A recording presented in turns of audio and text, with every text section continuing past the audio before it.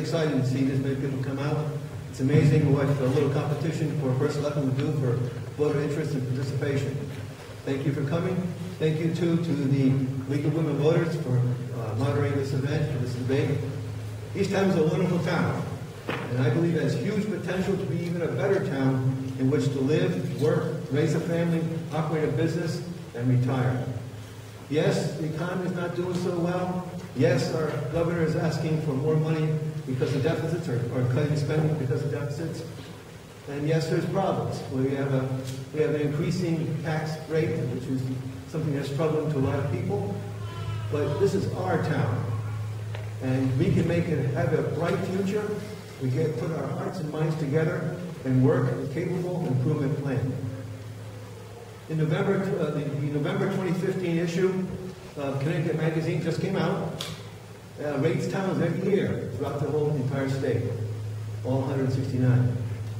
It rated East Haddam this year as 14 out of 46 towns. 46 towns because those are towns that have the same range of median home value. I want to see East Haddam be number 1 in that same rating as soon as possible, be 1 out of 46. The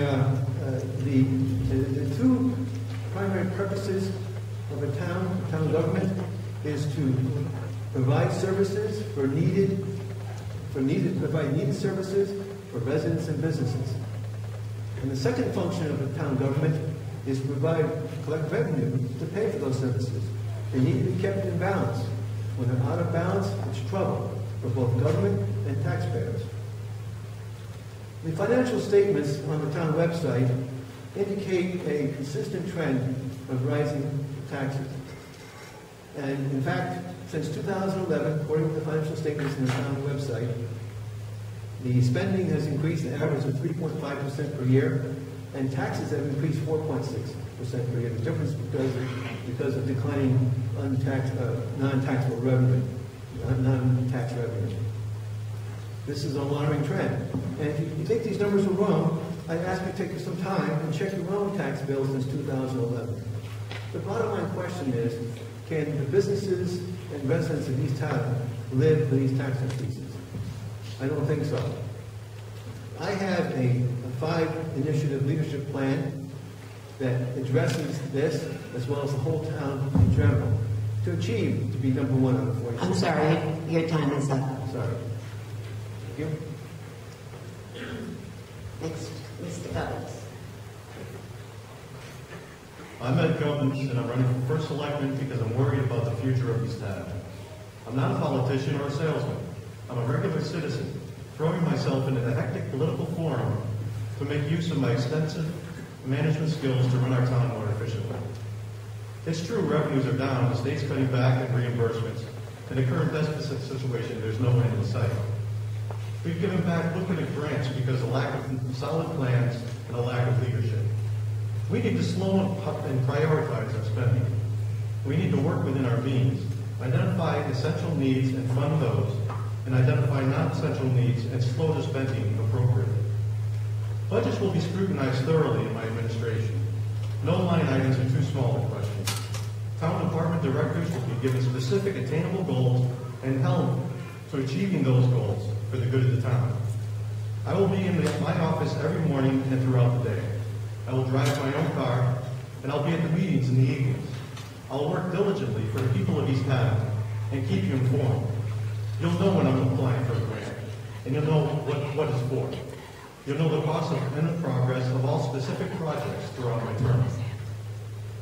Quality education for our kids is essential for them and to preserve our property values in town. Fire, police, and ambulance services are essential to the safety and security of our citizens. As First Selectman, I will ensure we have a dynamic, workable business plan. We can't sit back and wait for businesses to come to us like we have been. I will identify businesses that will do well in town and actively pursue these. We must increase our tax base for our future. I will support the youth in town, working with the Youth and Family Services to empower our youth, to impress on them their value and importance to the future of East Haddam. I support our seniors.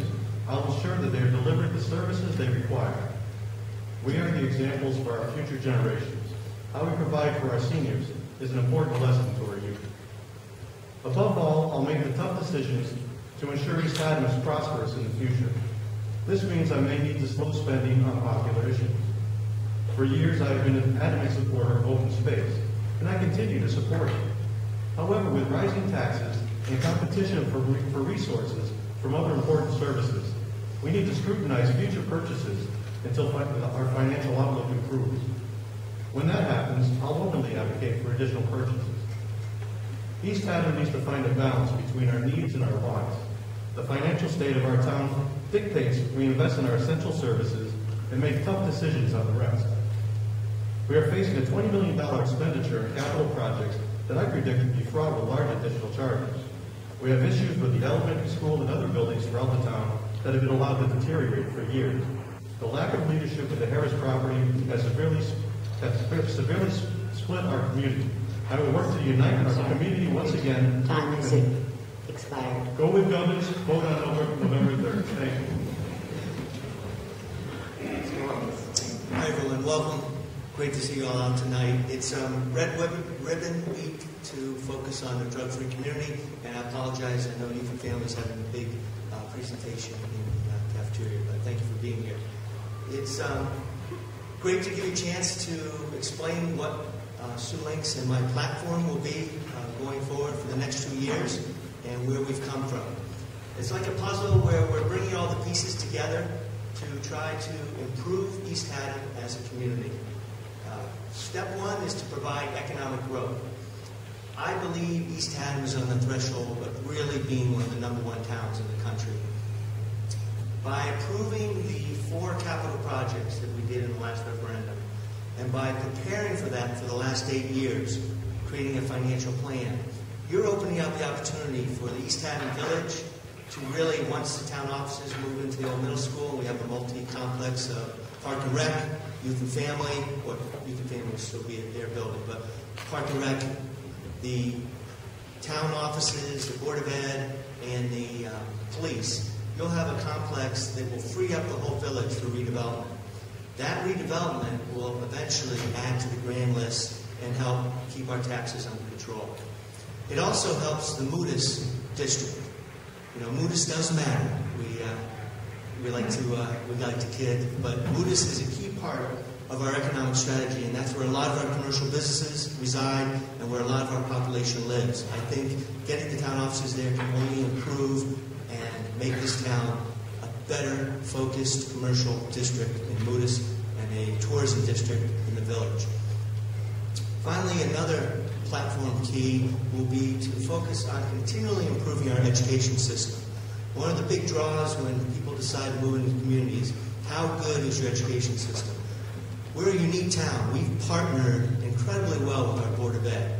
Now, the First Selectman's office does not have anything to do with the Board of Ed budget, but we do have to do with the shared services of reducing the overall costs of finance, information technology, and facilities by sharing those employees with the town. That helped the Board of Ed to focus on educating our children and becoming one of the best school systems it can be. And as Todd had mentioned, we did rank 14 out of 46 and can only improve. And finally, we want to focus on financial stability. Standard & Poor's just rated us AA+ again as we go for a bond rating improvement for the existing bonds on our new middle school. That AA+ will help us lock in a great rate, which we feel will reduce our interest expenses by $500,000. So I look forward to supporting Sue Link and myself as we move forward in this quest to be First Selectman for 2 more years. And the rules are that each person will have 2 minutes to answer a question, and then there'll be a 1-minute rebuttal in reverse order. I'll keep alternating the order for answering to the questions. The first question, Mr. Gubbins will answer first, and Mr. Galston, and then Mr. Walter. The first question is, with so many people leaving Connecticut, what can you do on a small town basis to keep people here and promote business? As I said, first it would be Mr. Gubbins. Well, I think People want to stay in East Haddam. East Haddam is a beautiful town. East Haddam has lakes, rivers, plenty of open space for recreation. It's written up in magazines. We just talked about Connecticut Magazine, had an article about Connecticut or East Haddam in there. And people want to stay in East Haddam. I'm staying in East Haddam. I was born and raised here, and I want to stay here. I'm running for first selectman because I want to make East Haddam a better place and to keep people here. Right now, we're on a course where our taxes are going up. People are here when they retire. They won't be able to live here because they won't be able to afford it. I want to be first selectman because I want to have the chance to keep our taxes low, to make sure our spending is kept within reach, to slow down on the spending that we've been on a course of, and I want to increase our business space. I have a plan to work with the Economic Development Commission and the East Haddam Business Association, bring these two groups of business professionals together and brainstorm on how we can get more businesses into our town. We need to increase our tax base to help our taxes stay stable or come down eventually. We do have a $20 million capital project coming up that we're taking out a loan for. Our current first selectman says that it's not going to affect our taxes. I don't agree with that. I think there's going to be significant upcharges when they start breaking in the walls in that old middle school. That's going to affect our taxes a long way down the road. So we need to get a handle on our taxes now before more of these expenses come into play. And that's why I want to be first selectman. That's what I want to do for the town. Thank you. Mr. Gelston. People considering leaving East Haddam or leaving Connecticut, considering leaving Connecticut, are like a ship on a dark, storm-tossed sea, looking for a lighthouse. They really don't want to leave. They really don't like being in a rough sea, but they need some guidance.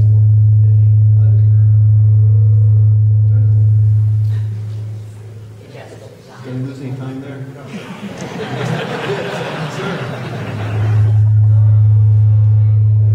That's that ship on the sea. The timers will make an appropriate adjustment. We need a lighthouse. That lighthouse is a plan for improvement, and that plan needs to be communicated. Give people hope and light, something to aim for. And that plan needs to be responsible government that controls spending, therefore controls taxation. We all have to pay taxes. But going up at a steep rate higher than your income is going up, gets people concerned. Another thing is open, honest government, honest communication. Another thing is engage, enable strong business growth. Another thing is improve the schools. Another thing is engage the volunteers. All those things together will give that ship confidence to go ashore in a storm. And stay here in East Haddam and stay in Connecticut. Thank you. All right, now. Yeah. Okay.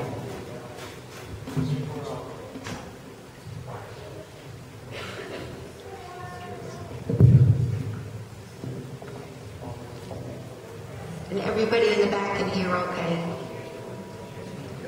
Okay. Signal if you can't.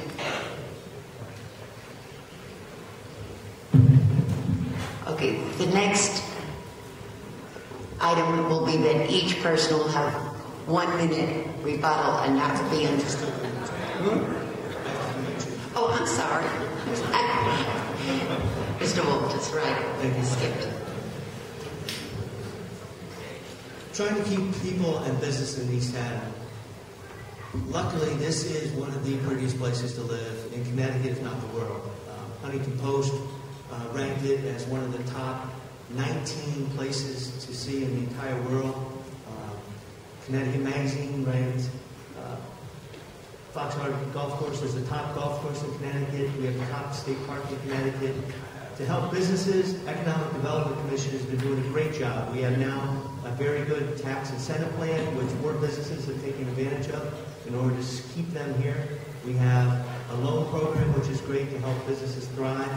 And it's a combination of keeping this town great, safe, and an economic driver to the small businesses that are here and helping them grow and survive and stay here in East Haddam. which will keep this a great town. Okay, now we'll have 1 minute rebuttals and in the same order of speaking. So it'll be Mr. Gubbins first. Who can argue with what they just said? Todd's right. It's a beautiful town. We're just a little lost right now. Mark's right. It's a beautiful town. But I have to say, I agree with Todd. We are lost right now. We need to slow down on our spending and get a handle on our finances. We need to make sure that we're financing the essential services such as the ambulance, the fire department, and the police department. The schools, we need to make sure that they're the best they can be. We need to support the Board of Ed and make sure that our students get the best education possible. We have a very unique school here. It's very small. When I went to school here, we had 65 kids in class. Now it's up to just under 100. The school hasn't grown that much. It's a very intimate, beautiful school where the teachers know the students and they make sure that the students get an excellent education. That's why people want to stay in Connecticut. Thank you, or at East Haddam. You are the captain of your ship, your family, your home, here in East Haddam. Other people live in Connecticut. So you want to go to St. Harbor. You need that lighthouse. Lighthouse has got to be a good plan. It's got to be plenty to believe in. Honest communication is essential. Honest government is essential. Because what an honest government does for you, it allows you to it stimulates you to make good decisions. And the more good decisions, the first good decision is a breath of sigh of relief. The next good decision with good results improves your confidence. You need to build the confidence of people. It can't happen overnight, but it can start now. First of all, communicate a good plan that all of you folks buy into and understand. Think about it, and then go work it. And as you work it, reduces stress. Works for me too, I expect. You've got success. Thank you. My competitors seem to keep attacking the last couple of years of how expenses did go up. But they had to. We had to support our infrastructure of the school, and we had fire tanks that had to be replaced in our schools, and there was some not in our long-range capital plan projects that came up, and most of it was Board of Ed. But the town has to support those, because we have to keep our schools strong and our capital infrastructure maintained. Also, Standard & Poor's, 5 out of the 7 ratings, we had the strongest ratings possible. Standard & Poor's just judged our town to be right on track with our plan. And the expenses have really, over 8 years, gone up less than 1% a year, and the total budget, that's the town side, total budget less than 2% a year. So that is an amazing accomplishment, the worst recession that's hit this country since the Depression. We are on the right track. We have our financial accounting systems and policies in perfect order, and it can only help us become a very, very strong town in the future. The Regional Council of Governments has projected that by 2025, over 27% of the citizen population will be over the age of 65. How do you plan to cope with this shift in demographics? And first, on this question would be Mr. Walters, and then Mr. Gubbins, and then Mr. Todd. The most important thing is the state of Connecticut has to support its towns. All the First Selectman mayors, town managers, we meet constantly through our legislative lobbying group, CCM. We meet together constantly. It doesn't matter whether we're Republican, Democrat, Independent. We all work well together. The towns are well run, and their finances are solid. The state continues to put bureaucracy and costs down onto the town. So number one, we need to work with Melissa Gebron and help her and Art Lenars pass legislation to help the town. Plus, you need a strong senior center. The senior center is where our seniors get a lot of the services in Medicaid applications and tax work, and a lot of the socialization to get them out of their houses, because this is such a big town, so that they can be with their friends and neighbors and make sure they're okay. And luckily, between Joy and Rosniak starting our senior center, and now Brad Parker picking up the mantle, we have a great senior center, and I think that is a huge reason why people would stay in East Haddam and want to make this their home through their entire lives. Thank you. Before we go to the next speaker, there's a small gray car with a Connecticut license plate, FXK.3, and that car has to be moved. Thank you.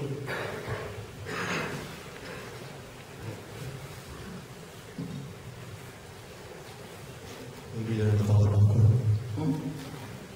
Mr. Gubbins. It's true. Our population is aging, especially here in East Haddam. Back in the 80s, we had a lot of developments in town. A lot of new families moved into town. We had children, our schools expanded, the school population expanded, and we had to build new schools, which cost us more money. Now as the populations of the schools that's contracting, the age of our population is getting older. And that's why it's important for us to make sure we have a handle on taxes. As people retire, they have to be able to stay here and afford to live in East Haddam.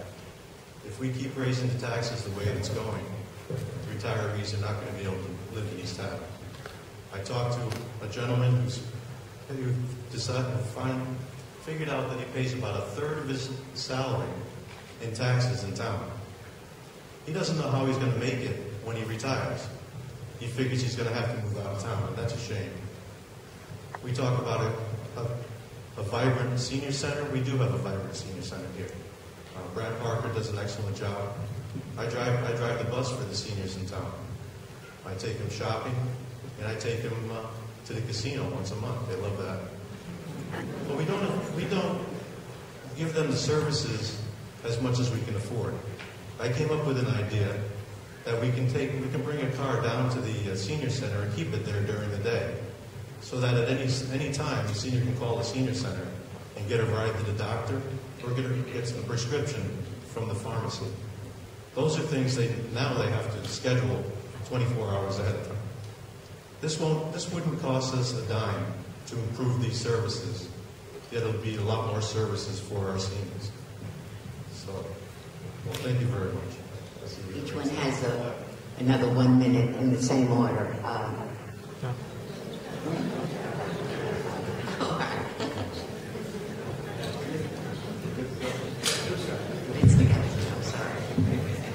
think Mr. Walter's right. We've got a great start in East Haddam with the senior center, taking care of the seniors. I'm going to need to do more. You're absolutely right. I think we need to focus on the services for the seniors. Remember I told you the government provides services and taxes to pay for those services. We have to balance those two. Because we need to provide services for the seniors. I think we ought to go down to Florida. And that's why I've traveled down there, but get lessons from them. There's lots of seniors down there concentrated. They get all kinds of good services. I think we should adapt it to the cold Connecticut climate and think about that. We should focus on that and maybe have a committee do that. But at the same time, we don't want to stress out the seniors. We've got to control our taxes. And we could do that because that's part of doing business as a government. We all have to pitch in and share to help those seniors out because we want the seniors here to have fun here, to live out their lives here, and not be stressed because they don't know how they're going to pay the next tax bill. So what we do there is we communicate, we come up with a plan for them, we communicate that plan, and we execute on that plan. Not reinventing the wheel, perhaps we can learn a lot from Florida, or even Arizona, other senior stuff. That's what we should do. It's communication, it's a plan, communicate, think about the balance. All right, the 1 minute rebuttals, and that starts with Mr. Walters. For many years when I first took office, we actually lowered the mill rate considerably. And it was due to reducing expenses, and 2 revals ago, the value of our grand list went up. This last reval, we lost $122 million of valuation of all of our properties in town. That's hard to handle. If you want to get the cost of living in Connecticut under control, the values of our property have to improve, and the state has to work with us as a partner instead of continually passing on more expenses onto us. And any reimbursements we get have all been flat and held for the last 10 years. That's reality. I'm willing to keep going to Hartford and fighting to keep our state more competitive like the rest of the country. And that's what's important in order for East Haddam to be somewhere you could actually retire. Thank you.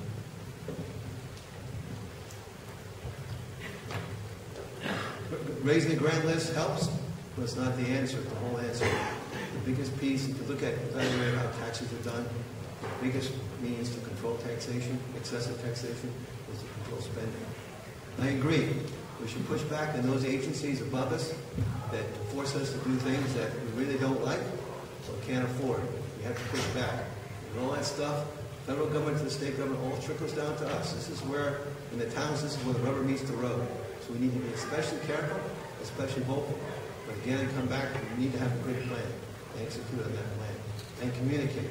Communicate only to the residents of town, the seniors, and all residents. Because we all have to pitch in. In the town, a rising tide raises all boats. So if we improve the business climate, we improve the climate for citizens below 65, it will help also the citizens above 65. The rising tide raises all boats, and that's what we should think about as we go forward, being concerned about the future for the seniors. Thank you. Bob, I saw some hands waving back. We can't hear back here.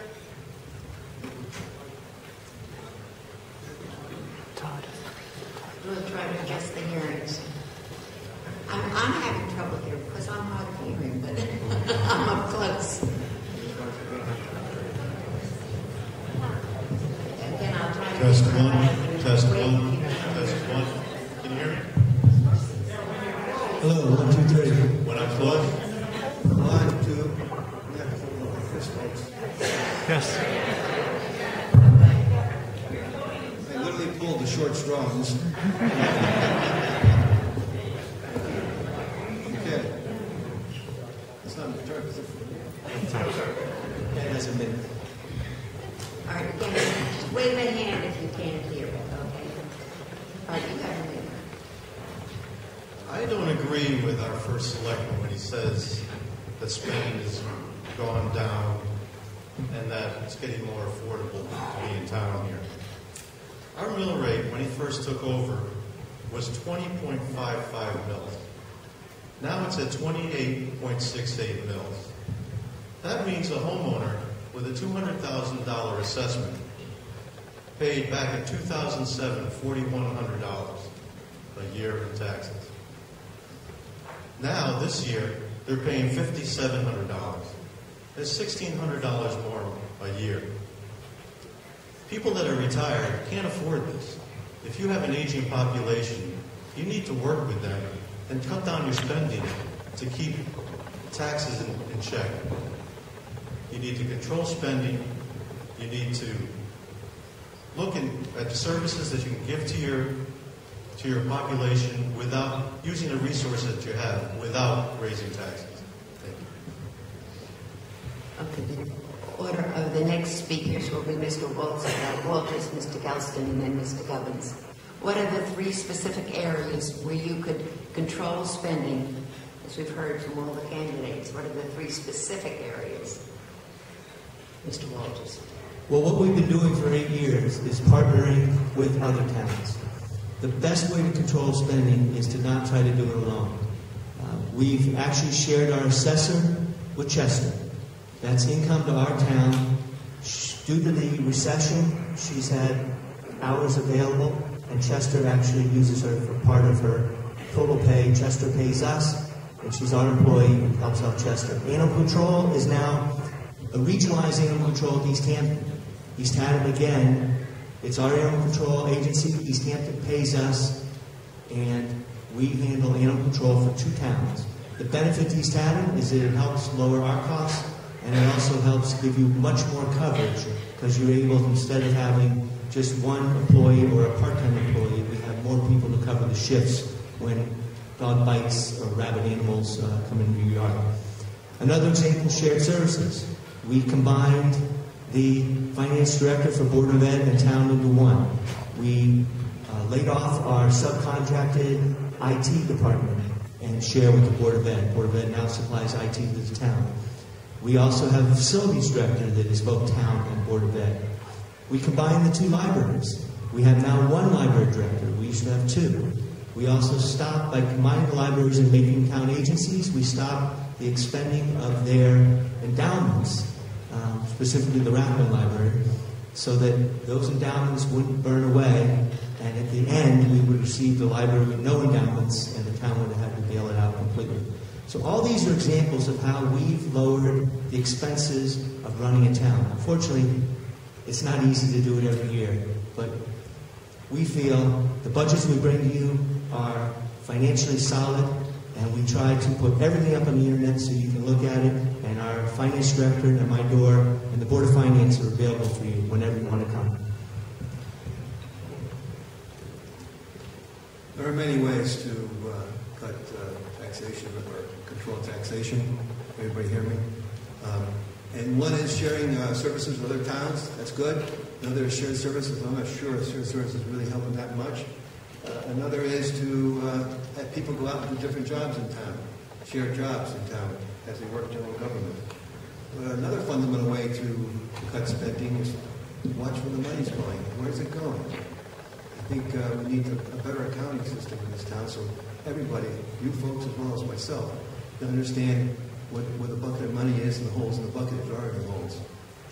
Another thing is when any project or purchase is proposed, somebody needs to ask the question, probably the First Selectman, probably the Board of Finance, probably you folks. Is it in the best interest of the town? And if it is, go and vote for it and approve it and get it going. And once it gets going, are we getting our money's worth? For example, on these shared services with the other towns, are we getting our money's worth for the service gotten? Or can we find a cheaper way to do it? In other words, continue to reevaluate and evaluate what we're doing with our other towns as well, also within town. So the many ways are share things as much as you can, be careful where the money's going, how it's being spent, and evaluate for efficiency. You do all those things, and you will have a very efficiently run government providing the services that you need. Because remember, government does two things: provide services and collect revenue to pay for those services. So if we're getting our services that we want efficiently, we are saving money. Thank you.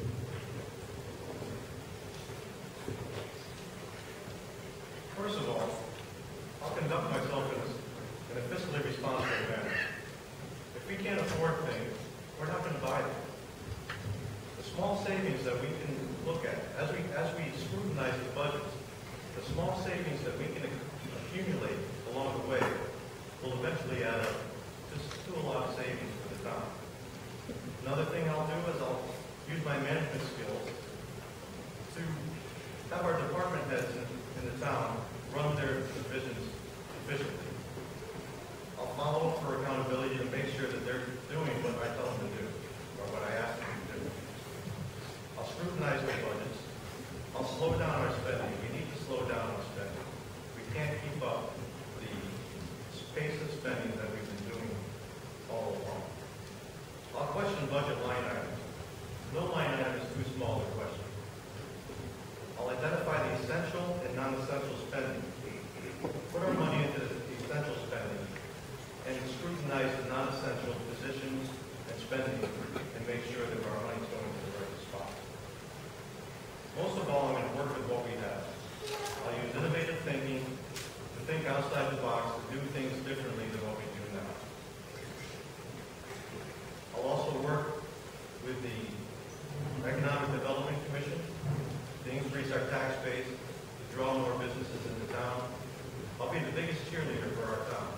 I'll go out and find businesses that can thrive in East Haddam that don't need the direct access of highway or the problem with the bridge. I'll look for those businesses that can thrive in that area, and I'll bring those businesses to our town.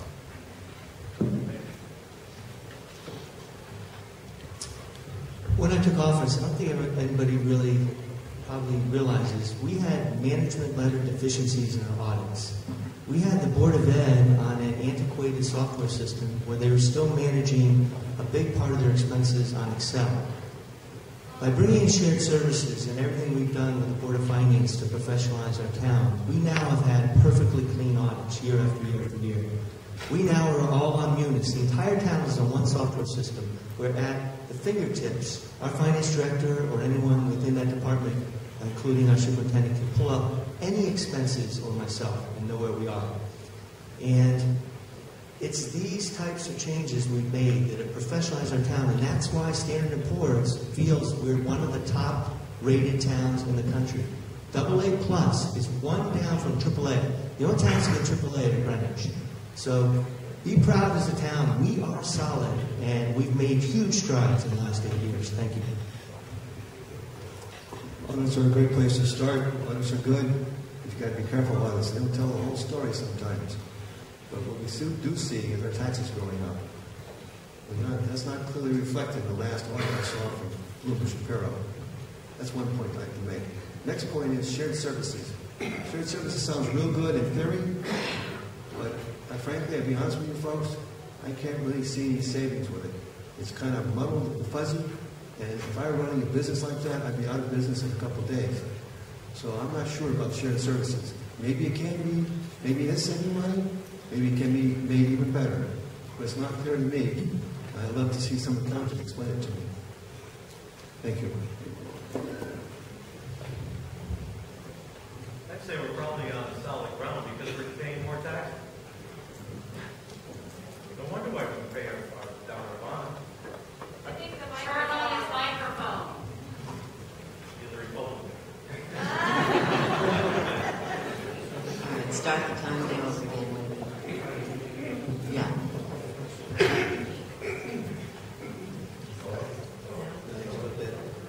I keep looking back, but I see hands waving. Oh, you're seeing them waving. All right, waving.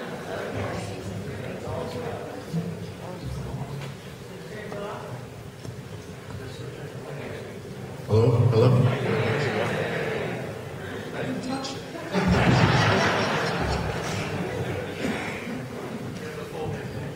Thank you very much. Of course, we're in solid ground. Our taxes have been going up. It's easy to pay bills when you keep raising the taxes. What we need to do is stop our spending spree that we're on. We need to control our spending, think of new ways to come up with paying for our bills without putting the tax burden on the homeowner. Like I said, a $200,000 assessment went up $1,600 since Mark has been in our administration. That's because he tries to put everything on the backs of the private homeowner. He talked a lot about bringing business to town, but I don't see a lot of that happening. We need to focus on getting businesses that can pay our bills and expand our tax base. We have to look for small manufacturers that can go into our empty commercial industrial buildings and bring around some real economic development. Thank you. The question is, do you think the Center for Community Agriculture is a good idea or a bad idea, and why? Mr. Gubbins first. I think the Center for Community Agriculture was failed from the start. It wasn't advertised well. Our administration didn't bring it to the people the way it should. There was a lack of openness and a great lack of planning. The lack of leadership led to the demise of this program. I think a community garden is a good idea. We should have a community garden, and we have everything up there that we need. We cleared the land. It cost us $23,000 to clear that land. We got a grant for a fence. We have a water storage system up there. And like I said, let's work with what we have. Let's get a community garden going. Let's get the demand up there. And as we get demand, then we can grow it from there. I don't see why we should put a lot of tax money into a garden unless people are going to support it. In fact, people on the Ag Commission weren't even getting plots at that garden. You would think that if they're promoting this kind of activity, they would at least support their own program. So again, because of a lack of solid planning by this administration and a lack of vision and strong leadership, this is a failed project.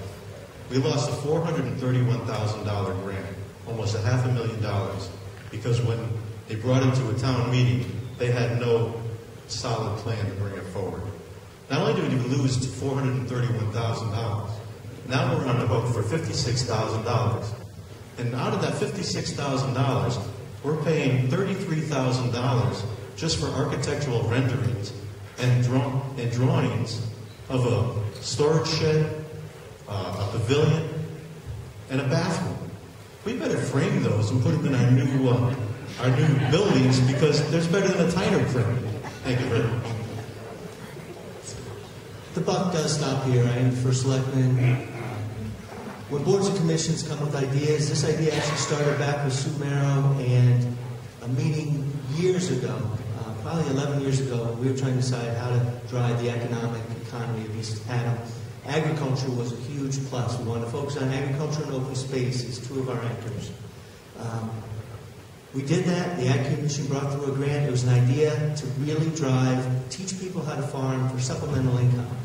The Ag Commission was responsible for coming up with a business plan for the incubator kitchen. We saw from feedback from the first town presentation that was not something the town had an appetite for, nor did they want the risk of that. That was thrown out 2 years ago.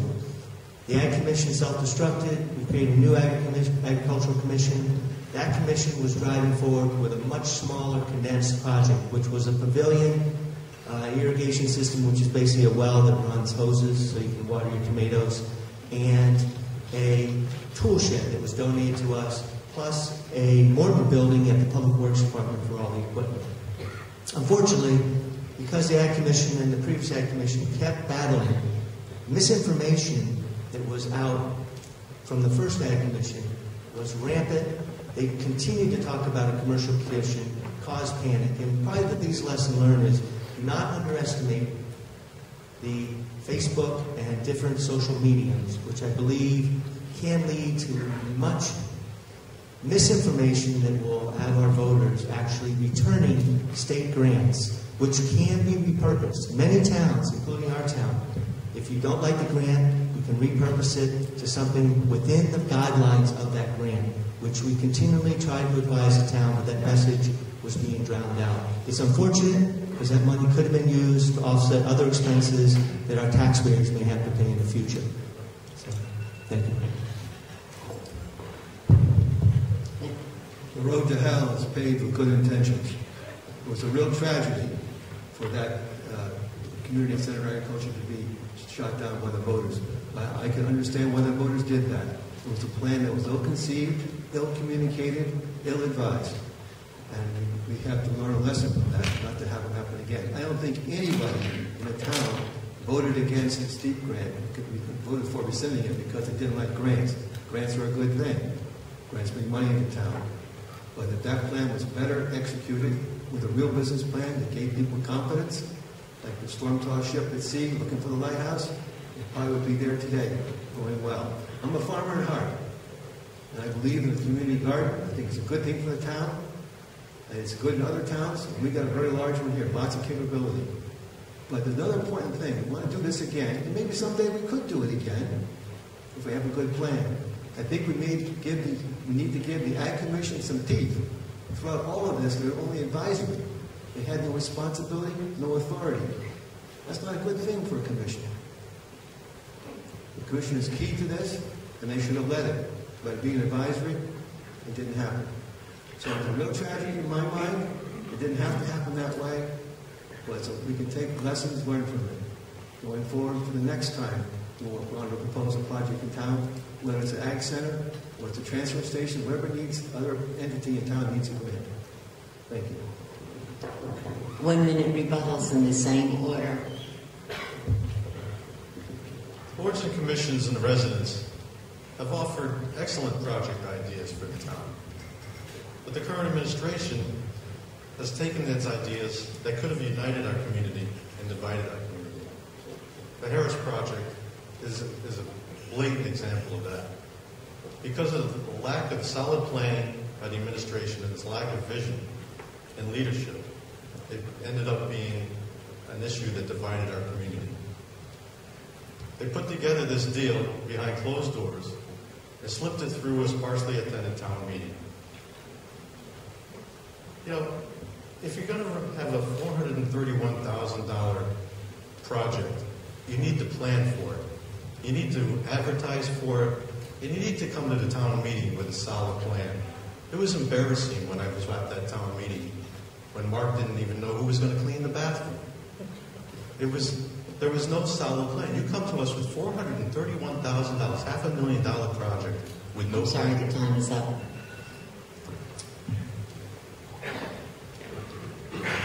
The bathroom's a porta potty.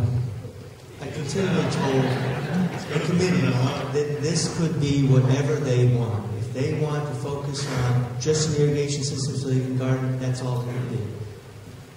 It's been blown up. I feel a lot of it's political, but I think there's a danger here everybody needs to understand. When you're attacking the administration, it's all of us. I mean, I am the elected official, the CEO, I have the paid position, but everyone I work with, most people are volunteers on all our boards and commissions.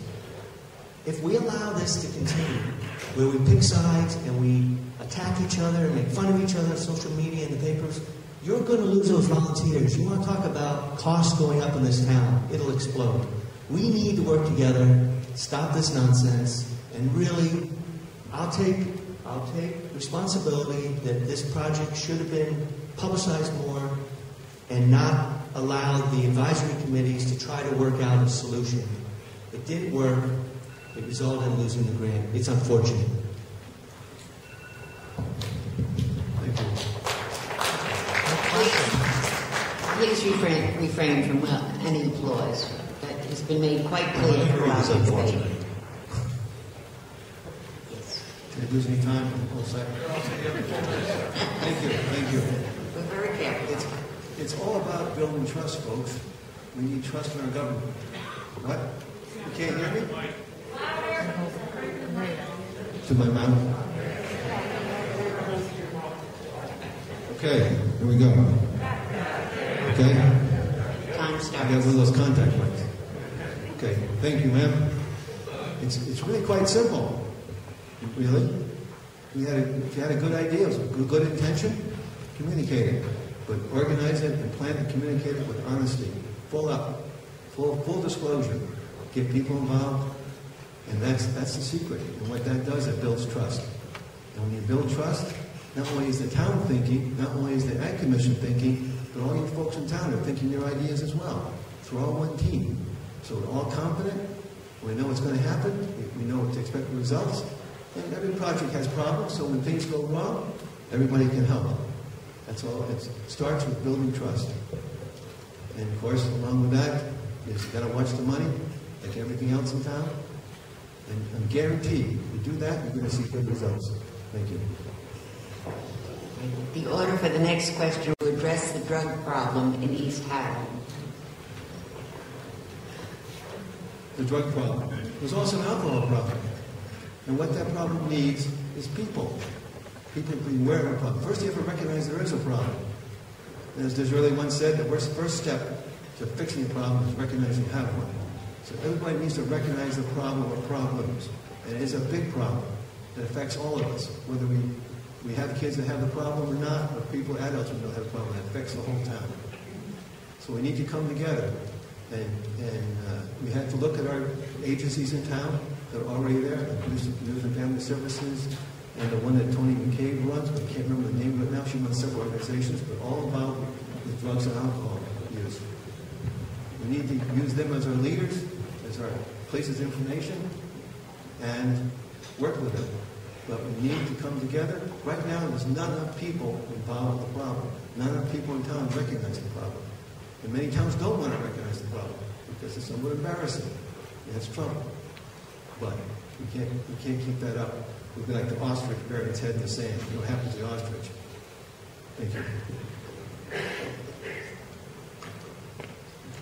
Youth and Family Services has done an extensive questionnaire through the school with all the youth that are going to school. And they realize that there's risky behaviors going on with our children in school. It blossoms from between the 8th and the 9th grade, so they know that that's a very risky population. And after that, it continues through high school, through the seniors in school. You know, there's a heroin problem in town. There's a marijuana problem in town. There's an alcohol problem in town. But it all starts at the home. The parents need to speak to their kids and let them know that they will not tolerate this kind of behavior. They have to recognize that there are these issues in the school. They might meet kids in the school that are maybe addicted to drugs and alcohol, but it starts in the home. The Youth and Family Services meets with the children once they're in school. They provide counseling when they can identify a child that has issues. They have a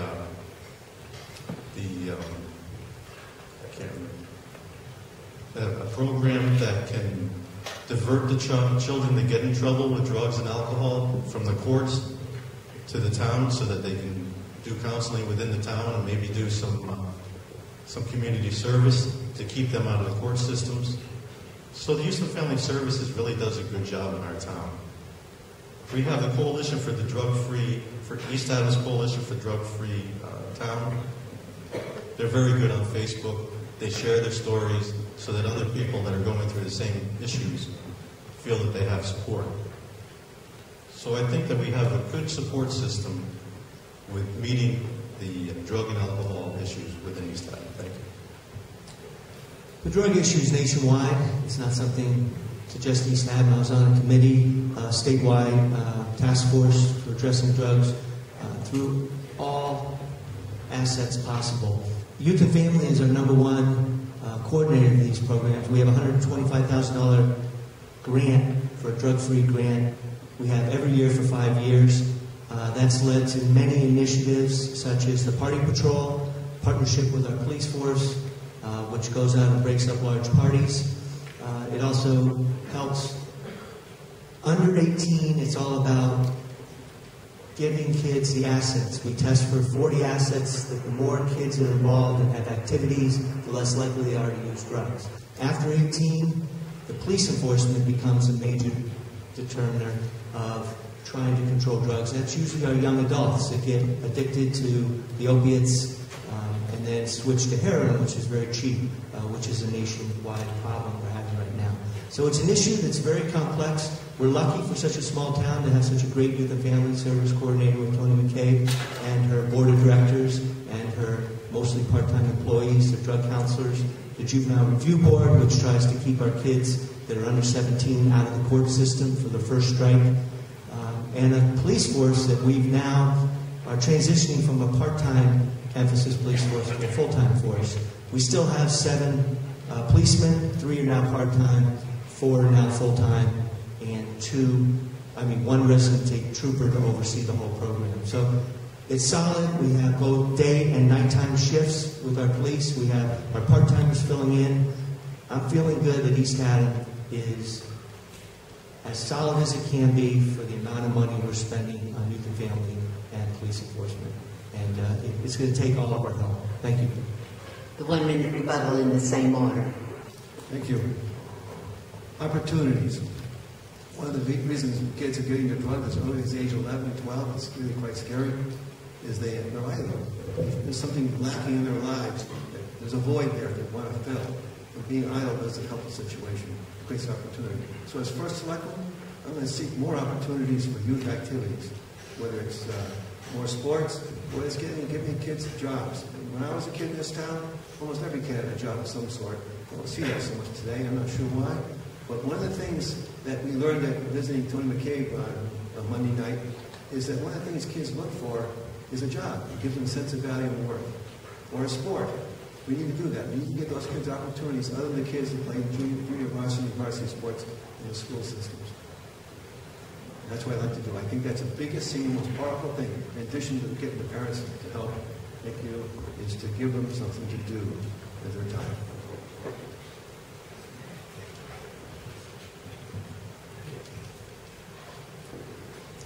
Drugs are a statewide issue, but I'm more concerned with the drugs issues that we have here in town. It's true that children don't have a lot to do. We don't have movie theaters. We don't have malls where kids can go hang out. Sometimes that's probably a good thing. But we do have concerned people that want to make sure that the kids get the best life they can while they're here in East Haddam. Youth and Family Services runs 23 programs to help young families and their children. Through the last year, they've touched over 2,000 children with their programs. Sometimes they touch, more than one, but there's 2,000 people that they reach out to help them with the issues that we have in the town. With the drug issues, with our police force does do the party patrol. I think that's a fantastic program. When they hear on Facebook or on social media that there's going to be a party, they go break it up before it starts. And kudos to the cops. For 12 years, I was involved in the scouting program in this town, from Cub Scouts all the way to Boy Scouts. We just graduated, Ryan and Neil Mosick, as our 53rd and 54th Eagle Scout. The programs available for kids in this town are unbelievable in the sense if you like outdoors, if you want to embrace outdoors, go camping, hiking, fishing, hunting, all those activities are in your back door. Open Space and the Conservation Commission, one of my goals was to try to set up trails and signage so you could make it easy to find all of our trails and get kids out of the house. And I think those activities between horseback riding and nature and the school systems with our VOTEC and VOAG program really will give kids hands-on experience to get out of the house and try to stay out of trouble. And that's probably the best way, is just keep them active. Thank you. In order of the next question will be Mr. Walters, Mr. Gubbins, and then Mr. Gelston. The question is, can the town afford new town officers or any other projects? Starting with Mr. Walters. This is a plan that was really started years ago with the Board of Finance, with Tony Shatetsky and Dave Mead. These were leaders that set up our savings plan to put away money so that we have the capital reserves and the general funds to be able to support big capital projects. The new middle school was the first one that we hit. We knew we had a lot of capital infrastructure needs in this town. When I came in office, we didn't have a long-term capital plan. We put together a 10-year plan. What that plan told us was it could take $40 million to bring all of our assets up to where they should be. What was great about this was we went back, we hired a financial advisor.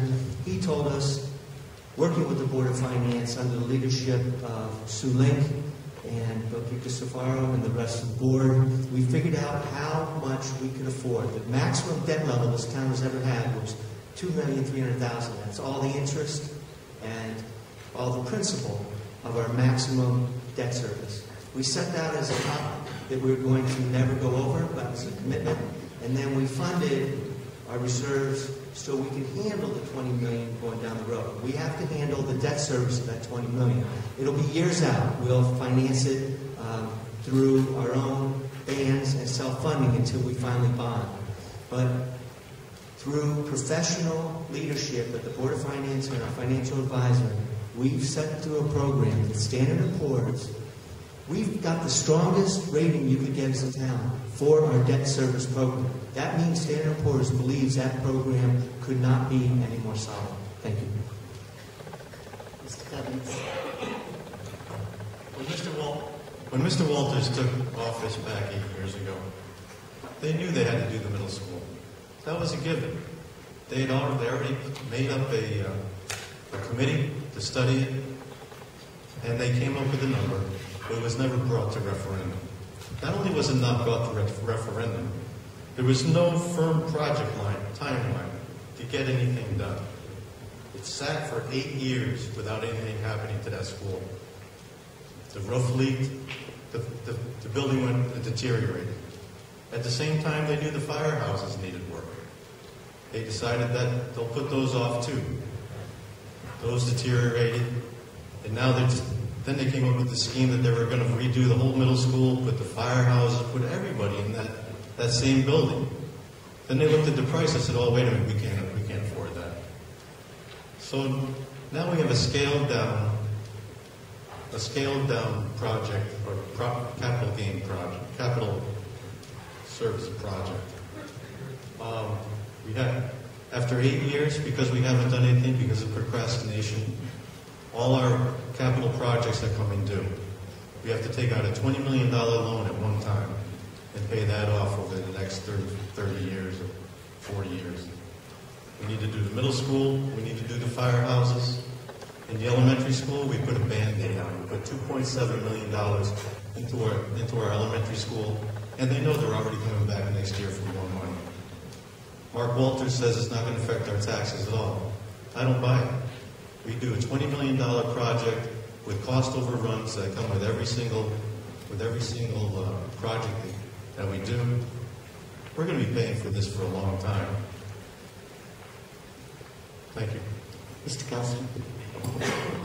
A strong bond rating, credit line is a good thing, but it doesn't mean you have to spend it all. I think it's nice to have a good credit rating, but we need to put emphasis on efficient spending so we don't have to borrow as much money. Right? We don't want to borrow as much money as possible. Now, a question for you. New town office buildings versus the old. First question I want to ask, what are the current offices of this town costing us? Now, we don't have everybody down in an office building in East Haddam and spread around town. What is all that costing us, as well as maintaining that older, cramped building? That's one thing. That's one piece of the cost. The next cost I want to ask you about the town office building where it is today. What's it costing us for us having it there? Because a business could be there in its place, which would bring more business into town, namely tourism. That'd be a good spot for a hotel, say a 35 to 40 bed hotel. Today, we want to bring tourists into town. We only got beds for 7 or 12 people. That's not enough. That doesn't bring business into town. So that's a good location for a hotel. Better use of the property. Higher value. We would lease the property rather than sell it, so we get a yearly income or monthly income, plus we have control of the property. So I recommend that we do find a better place. And my hunch, my gut feel is, it probably is cheaper to build a consolidated office building somewhere else, like on the middle school property. What I'm concerned about, though, is the middle school conversion as currently proposed. I know I'm very familiar with that building. I went to school there for 12 years. I also worked on it as a building committee chairman. It's going to be very expensive to renovate that building. And I'm concerned. I think the town should look at the middle school conversion, go for a cheaper solution. So I think my gut feel is a new building, period. Without the risk of mold, without the risk of finding rotten stuff inside when you open the can up. But I believe we should go because I think it's cheaper in the long run to use that building space down in East Haddam Village for a hotel. Thank you. 1 minute rebuttals. This is what drives me crazy. My opponents want to rethink something we worked on for 8 years. We are solid. We're ready to go behind this project. The Ray building has been leaking when our kids were there. I mean, there's lockers everywhere that were never allowed to be used because water was pouring through them. The Ray building is the part we couldn't agree with. That part, the layout is terrible. It's not conducive to rehabbing it, so that part is going away. That's how we finally came to agreement on this project. The historic left part of the old middle school is all made out of wood. It's beautiful. It's easy to rehab. Again, right now, our existing town offices are not handicap compliant. Most offices have 3 to 4 people in them. We have servers with air conditioners fighting each other to keep temperature under control with 3 people trying to work on a daily basis. Anyone that's in there knows that building is way too small. We need to get out, and we need to open that up for true grandless growth, tourism, put us on the map so East Haddam is where you want to live. Thank you. I believe the question was, can we afford the $20 million project along with all the other projects that we need to do? I think that this $20 million project, because of procrastination, we're tasked with this $20 million project. It's going to be a burden to the town. Mark says we put away money for this project already. I'd like to see where that money is. I've been looking for it. I've looked through all the budgets. I looked through the annual reports. I don't see it. And if we do have money put aside, why are we borrowing $20 million? It's true, we do need to move out of that area. That's a prime area for business and commerce right there. We have a unique opportunity to change that look of East Haddam as you come across that bridge, to beautify that area. And I look forward to it when we do eventually move out of those offices. But I don't agree that we can afford this $20 million. We're just stuck with it. This is a good example of proper planning, thorough planning. Is it in the best interest of the town? Are we getting our money's worth? I think that it's not too late for the middle school conversion project to be reevaluated and take a serious look at building new. I asked the architect myself, and they did not do that. I was shocked. So I think we need to do that. Again, it comes down to controlling spending. They allocated $12 million for the renovation with a cushion fund of another $3 million, total of $15 million. I worked in old buildings for a long time, lived in one. I know what supplies you can get. I'm concerned about the total cost of the town. Are we getting our money's worth? Is it cheaper to build new on the same ground? Thank you. Mr. Gelston and then Mr. Walters. The question is, do you advocate elimination of town jobs to save money? If so, what jobs would you eliminate and why? Mr. Gubbins first. I don't advocate for eliminating any jobs in town. But I do advocate when jobs become vacant, then we need to evaluate whether we need those jobs. During the 80s, everything was going great. You know, before the economic downturn, things were great. They expanded. They made new jobs. Everybody got an assistant. But before that, they were getting the job done without assistance. The senior center recently lost their assistant. It was a job that was created. He's the first person that was ever in that job. And they left because of personal reasons. If I was first selectman, I would have told him, hold on, Brad. You've got to get the job done on your own. You don't need an assistant. Joanne Rosniak was getting that job done at a far lower salary without an assistant. So there's no need for that. It seems now everybody, there's kind of like, if you have a fiefdom, people get a job. They want to grow it. Everybody wants to grow their job. They want an assistant. If you're the projects manager, you want new radio systems. You know, you could, as you spend money kind of snowballs, because now the things that they were doing without before, they feel that they can't do without now. As the money isn't coming in, as our revenues are decreasing, we need to reevaluate whether we can afford all the jobs and all these superfluous jobs that were made up back in the 80s. I feel that it's certainly the right thing to do. As jobs, I'm not going to eliminate anybody's job. No layoffs. I mean, there's no reason for layoffs at this point. But as jobs become available and jobs are vacant, we really have to take a look at whether we need to refill these positions. Thank you. Mr. Gelston.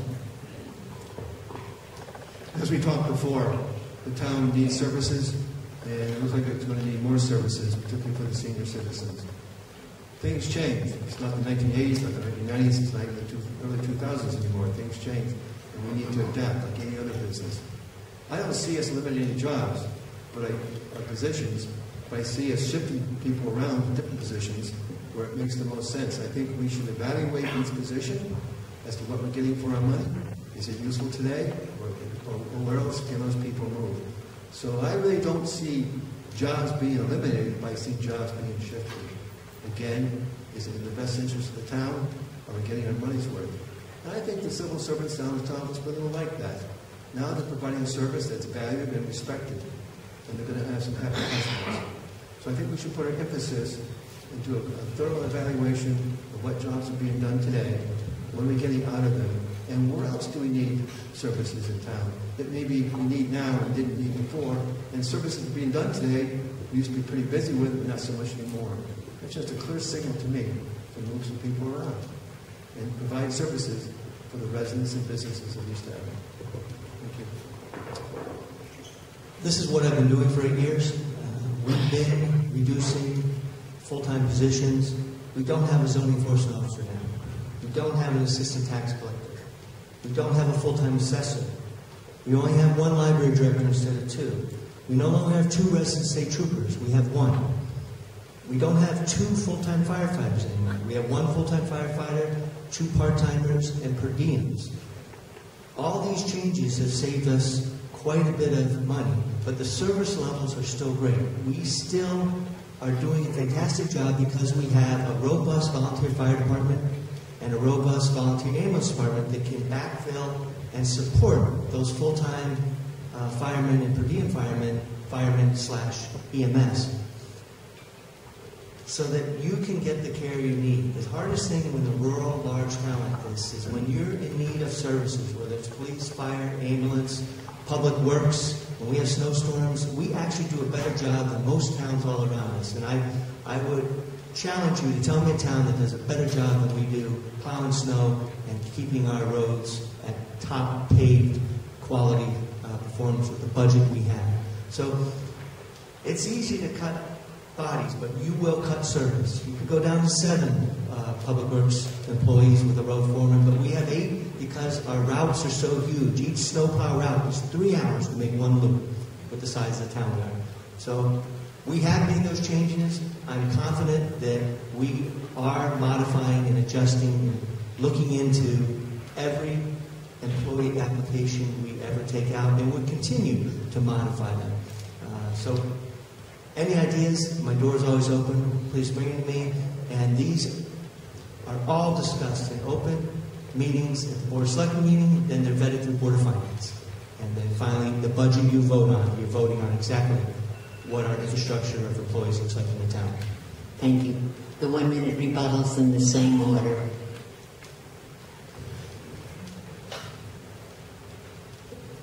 I think our town employees are the best. They do a lot with the little that they have.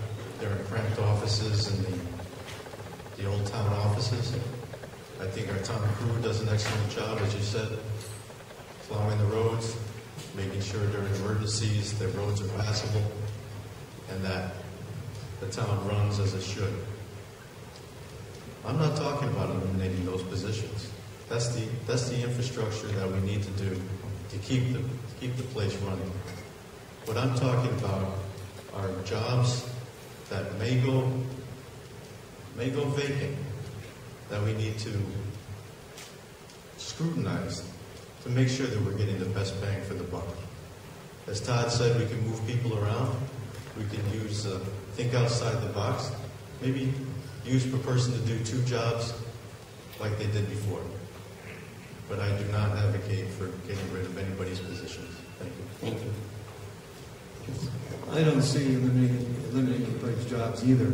I think we've got more than enough work to do in this town to provide services to the residents and business of the town. But to Mr. Walter's comment about if we need more services, I think we do. That makes it all the more important that any major project we undertake or any purchases we buy, we make sure that it's not going to affect our services in a negative way. So what that's all about is watching and managing the money. So that's why middle school conversion is a good idea. We just got to make sure it's done smartly. And like any other business, you may have great plans, but you might have to do a mid-course correction along the way so your little spacecraft doesn't crash on the wrong moon. And that's what we need to do. We need to keep an eye on that. We can't, and we also evaluate the current positions by a job description and what exactly do they do, so everybody's clear and we know we're getting our money's worth. We can move around. Thank you. We do have job descriptions for every employee in town. The ideas for how to get more out of our employees comes from our employees and from our residents. When I took office, the Public Works employees said, if we had a box paver, we could spot pave many of the bad sections of roads and save the town from waiting till the road collapses and we have to repave the entire road. That's why you'll see a patchwork of pavement around town. That's on purpose. Whenever we lose a corner or an edge of the road, we box pave that corner to extend the life of that road. We're spending $600,000 to $800,000 a year to maintain our roads, but we extend them as long as possible and totally rehab 3 roads a year on average.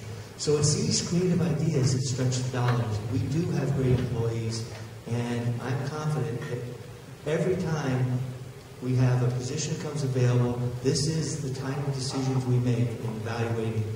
Could we change it? Could we modify the job description? How can we rework how our town functions? The question is, what is your view on open space? Does East Haddam have enough? Mr. Gelston. I believe open space in East Haddam is a great, tremendous asset. not only for the residents who live here, for quality of life, take their kids or families hiking, but also for attracting other people from out of town, out of state to come here and enjoy the beautiful scenery and country in East Haddam. And we had some significant, tremendous success in open space acquisition over the past 10 years or so, been longer than I can remember. But times have changed since then. The economy isn't so strong, taxes are higher, like it or not, and people are worried about their ability to pay their tax bill each year. So we need to get that under control. So I think going forward, and we have plenty of open space and it's good to acquire more, but I think going forward we've got to be careful with open space purchases. Maybe we should focus more on donations, focus on bargain sales. Bargain sales are when land is partially donated, partially purchased. It definitely reduces the cost of the purchase. That's what we need to focus on. And if a choice piece of property comes up, whether it's a donation or a bargain sale or a full appraised value, all that comes back to you folks, the town, for a vote anyway. So the Open Space Committee does a negotiation, makes recommendations, passes through the Board of Selectmen, and then it goes to you folks. So, but I want to emphasize that open space is an asset for this town, and we should do everything we can with fiscal responsibility to do that, as long as we are a town, because it's a definite plus for us, for quality of life as well as for business. Thank you. A big part of the tax increase that we're all talking about was $214,000 for the open space we finally bonded. It takes a long time to get the open space through the process, about 3 years. So that actually was a big hit to the town. We've now achieved the maximum debt service credit that the Board of Finance and the Board of Selectmen have agreed to. So if an open space property were to come before us now, which I'm sure it will, there's always a great piece of property we'd love to purchase, it can't get any further because we don't have the capacity, based on the Board of Selectmen, Board of Finance, to extend our debt service any higher. What we'll do is look to Land Trust, which is a great organization, to seek donations, endowments through wills, fundraise. We partnered with Land Trust for years on purchasing open space. I'm hoping Land Trust can step up and possibly buy some of those key small properties that might become available. But right now, open space is a great asset that defines our town. We're putting it to use for recreation and enjoyment by all our citizens. It will differentiate East Haddam as why we're a beautiful place to live. So I'm confident of that, but I don't think you're going to see, even though we have $700,000 left in the bond authorization that the town voted on. We voted on $5 million towards open space years ago, but that has to get to the Board of Selectmen, Board of Finance at this moment, especially with the elementary school still needing a lot more capital upgrades. I don't think you're going to see open space till this economy comes back, revenues increase again, and the whole economic picture of this country changes. Thank you. We need to start making tough decisions as to how we're spending our money in East Haddam. This means we need to slow spending on popular issues. Open space has always been a very popular issue. You could count on almost a 2-to-1 vote when it came up for referendum. I think people in the town are getting worried about their taxes because the last referendum we had for a land purchase was the closest that we've ever seen. For years I've been an adamant supporter of open space, and I continue to support it. However, with the rising taxes and the competition for resources from other important services, we really need to scrutinize for future purchases until our financial outlook improves. And when that happens, I'll advocate for additional purchases. We have a lot of open space. It's beautiful, and it's an asset to the town. I understand the financial, the tax incentives for purchasing open space. It lowers our taxes along the way, but we have to put the money out first. We just can't afford it at this time. For the next year, the next 2 years, we need to slow down our spending, and we need to pay off our other bills before we can start looking at more open space. Thank you. The rebuttals, yes. Rising tide raises all boats. This is where it's important Then we have a complete comprehensive plan for the town of East Haddam for improvement. Control our spending, bring business into town, and improve our schools, make the town more attractive. This is why it's important to be number one out of 46 towns. Because we have a higher grand list, we have better, more efficient services, we may have some extra money to spend on open space. We can't write off open space. It's important to us, and we need, I don't want to think I'm writing it off. It's real important. So we just got to change our focus on going after donations, going after bargain sales, rather than a full boat purchase. But again, folks, if you want the full boat purchase and you want to buy it, it's up to you. The voters of East Haddam, it's up to our job to sell it. But again, a rising tide raises all boats. Thank you. I think we've all explained our position where we are on new open space. I think you might want to know on existing open space, it's been a focus to really make sure, if you go down to the town hall's office, in the clerk's office, right by Deb's desk, you'll see a lot of maps. I believe there's 14 different maps of trails you can hike. Park and Rec is also working with the high school to do GPS tracking of these trails so that you can pull up an app on your smartphone and actually have a map of the whole trail system.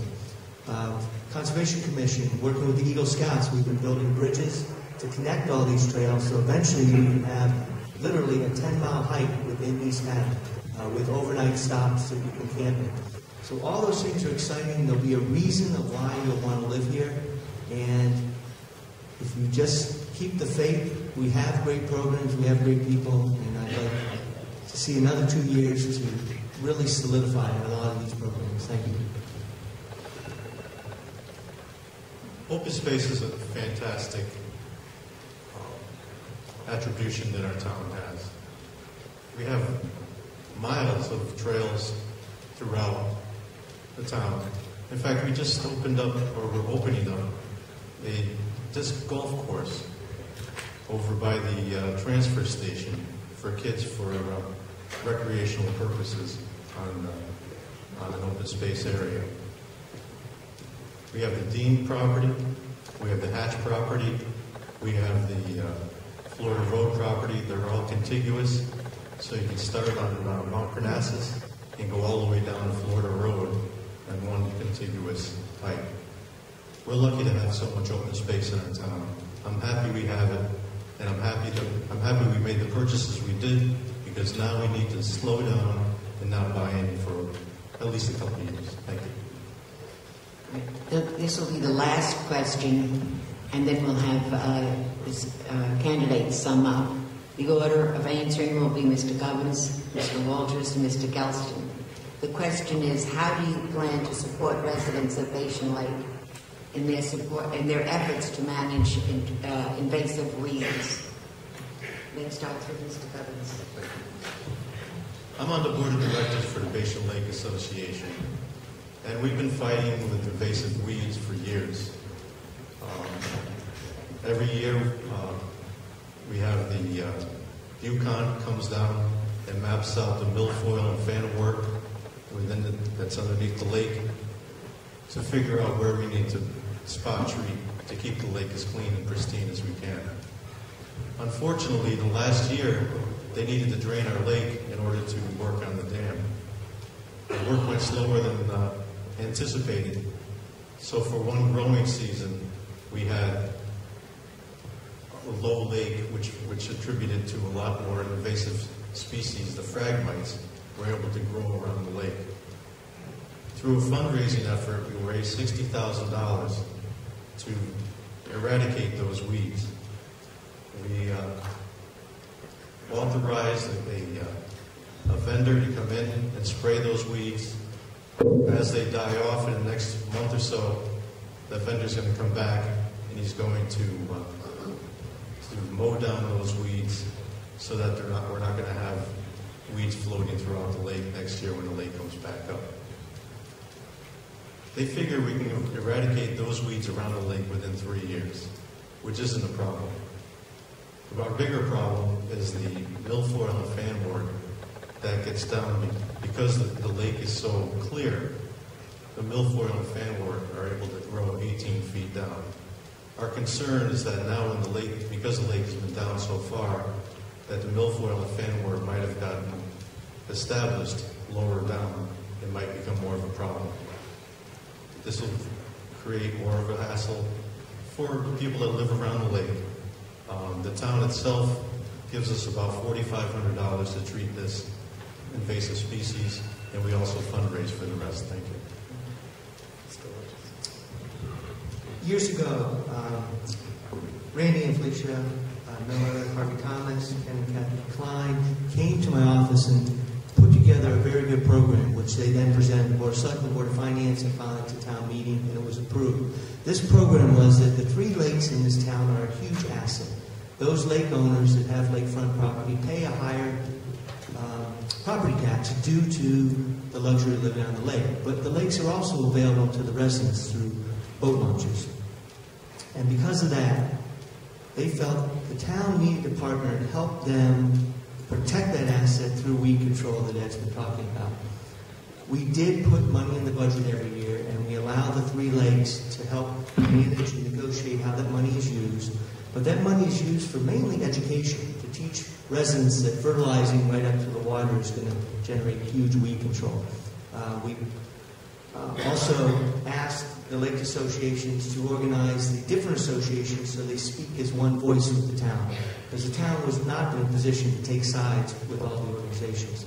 So the money's there. It's being professionally used by a great group of volunteers to help teach people how to manage their lakefront property with weed control, and also to represent the residents when the DEP comes in and has very detailed discussions on what different chemicals we use and what different programs can be used to stop the infestation of weeds in our lakes. So I'm proud of that program. The organizations are working great, and I think what you'll see is that this town will not go down the road many towns have gone, where the use of the lakes is killed by some of these invasive species which eliminate swimming and boating. Thank you.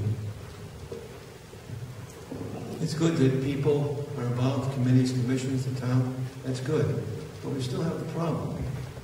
So first the question I would ask, what is the root cause of the problem? Or is there multiple root causes?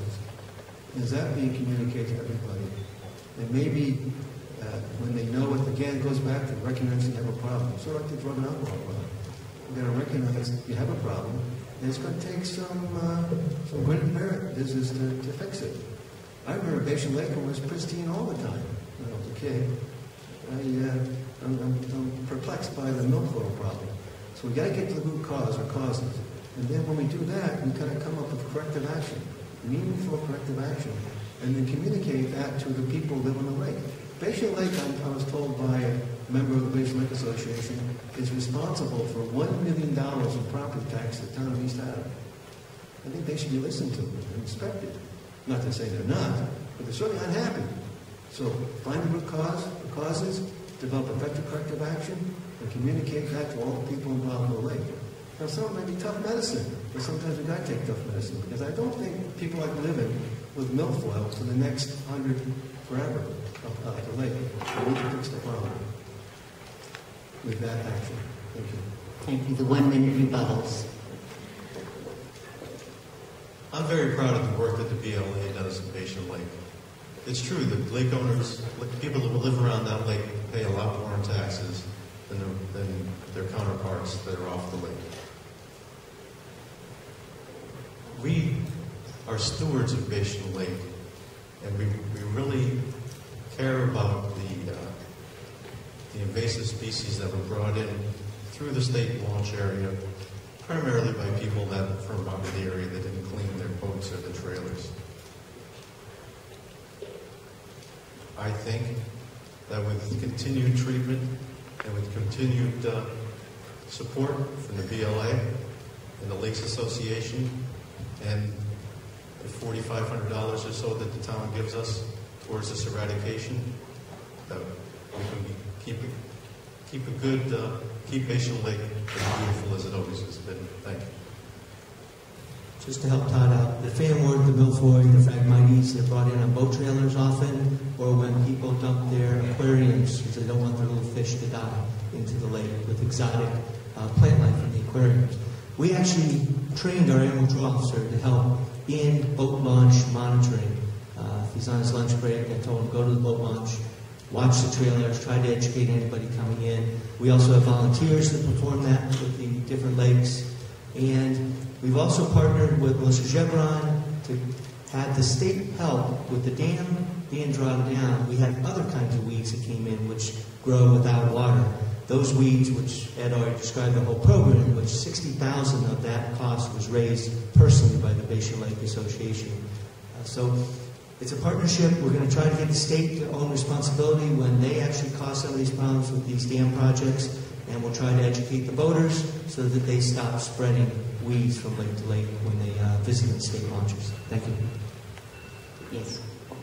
Well, it's good to know somebody has a hand on the root causes. Now, I guess there's a root cause why the corrective action isn't being effective. That's another root cause. The out west, they have a similar problem. They're very strict about moving boats, one boat from one lake to another, and trailers are very strict about it because they know the consequences out west. Even floatplane pilots who fly from one lake to another, they have to scrub their floats every time before they fly to certain lakes. Maybe people need to be aware more of the consequences of them bringing pollution to the lake. And you really can't keep on. I don't really like putting chemicals in Bayshore Lake. I don't like putting chemicals in any lake for any reason, to tell you the truth. We should get away from that as soon as possible. Thank you. Now each candidate will have 2 minutes for closing statements. They will speak in reverse order from the way they started, which was agreed to at the beginning of the debate. First it will be Mr. Walters, then Mr. Gubbins, and then Mr. Galston. Everything we do with the town, starting with my position all the way down to all our employees, all our boards and commissions, we're all striving to make this the best place to live in Connecticut and possibly in the country. If we achieve that, which I think we are, our green list will grow, people will want to live here, people will be proud to stay here and make this their home.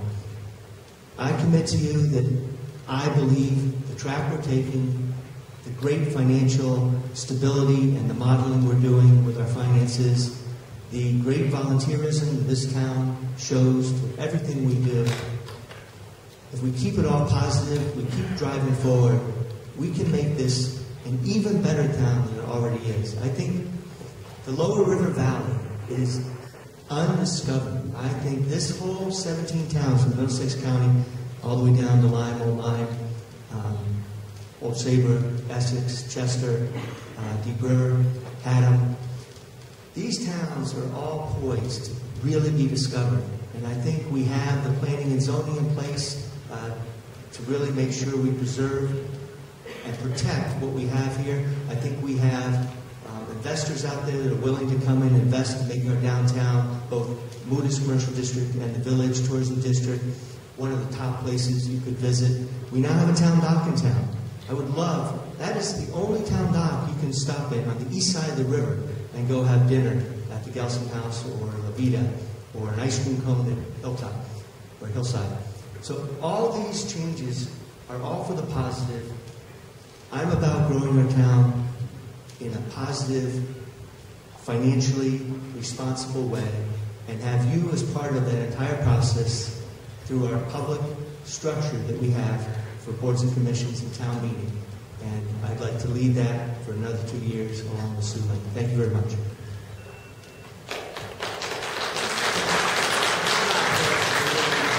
Hold the applause till the end, and we'll give all three of them a great big applause.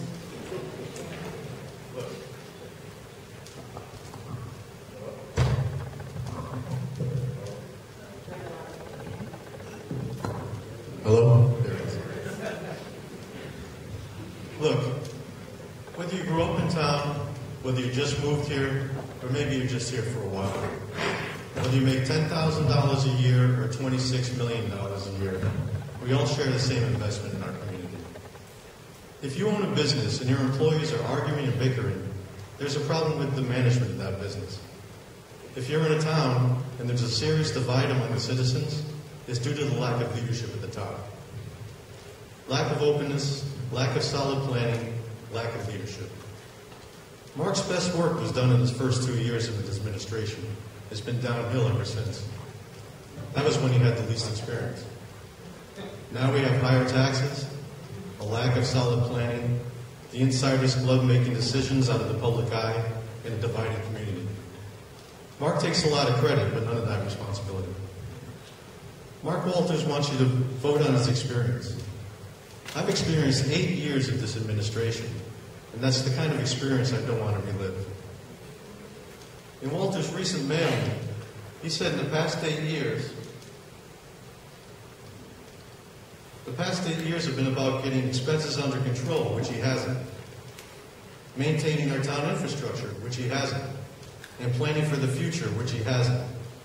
Why would you believe the next 2 years will be any different? Term limits are good in politics. Change equals more opportunities for new ideas, new thoughts, new eyes looking at issues. It's time for East Haddam voters to expect more from their first selectman. I will dedicate the next 2 years of my life to this town.